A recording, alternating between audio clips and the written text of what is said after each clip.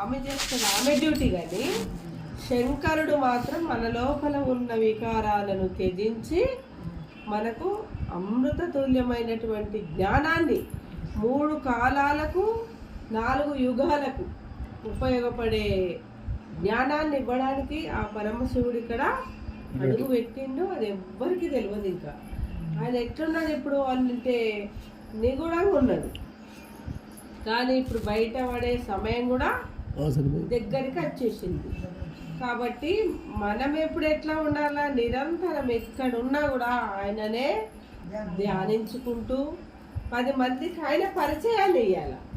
ఏమన్నా కానీ భగవంతుడి యొక్క పరిచయం వాళ్ళు వినని వినకపోని తండ్రి వచ్చిండు అంటే మనకు 10 మందిలో కనీసం ఒక ఇద్దరన్నా ఒక భగవంతుడిని ధ్యానించేటోళ్ళు దొరుకుతారు కదా. మనం దొరికినప్పుడు వాళ్ళకు భగవంతుడి యొక్క పరిచయం ఇవ్వాలి, వదిలిపెట్టేసేయాలి. వాళ్ళు వింటే వినని, వినకపోతే వాళ్ళ కర్మ వాళ్ళు అనుభవించే టైం వస్తుంది.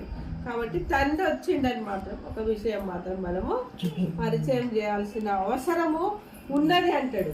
ఆ ఒక్క మహావాక్యానికి ఒక జన్మ పరిపక్వితమైనది. ఆ ఒక్క మహావాక్యాన్ని తండ్రి వచ్చిండు ఈ భూమి మీదకి అని నీ యొక్క అమృత తుల్యమైనటువంటి మాటలతోటి ఒక్క మాట పరిచయం చేసినావంటే నీకు ఒక్క జన్మకు ముక్తినిస్తా అన్నాడు తండ్రి. అంటే ఎంత అదృష్టం అసలు, అది అర్థం అవుతలేదు అందరికీ. కానీ అంత మనకు అవకాశం ఇచ్చిండు భగవంతుడు. కాబట్టి దాన్ని మనము ఎల్లవేళలా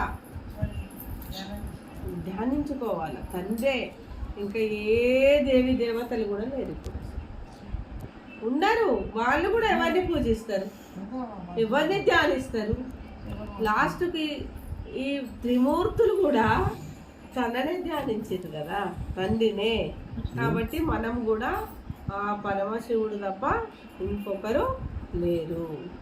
సాకారము నిరాకారం, సాకారంలో ఉన్న నిరాకారుణ్ణి మనము ధ్యానించాలి, పరిచయం చేయాలి. ఈ భూమి మీద ఉన్న అది మన హక్కు ఇప్పుడు. ఎందుకంటే మనకు తెలిసింది కదా తండ్రి వచ్చిన సంగతి, వాళ్ళకి తెలియలేదు. వాళ్ళు మనకేం చెప్తారు, వాళ్ళు ఏం చెప్తారండి, ఆ గుడి కొంది, ఈ గుడి కొంది, ఆ గుడిలో మంచిగా ఉంటుంది, ఆ దేవుడు ఈ దేవుడు అని వీళ్ళు చెప్తారు. కానీ మనమేం చెప్పాలి, అయ్యో అవన్నీ కాదు, అవన్నీ అయిపోయినాయి. అసలైన తండ్రి భూమి మీదకి వచ్చింది అమ్మా, ఇది సంగతి అని మనము మనకు తెలిసిన మాటలలోనే కొంచెం చెప్పాలి, ప్రయత్నం చేయాలంటాడు తండ్రి.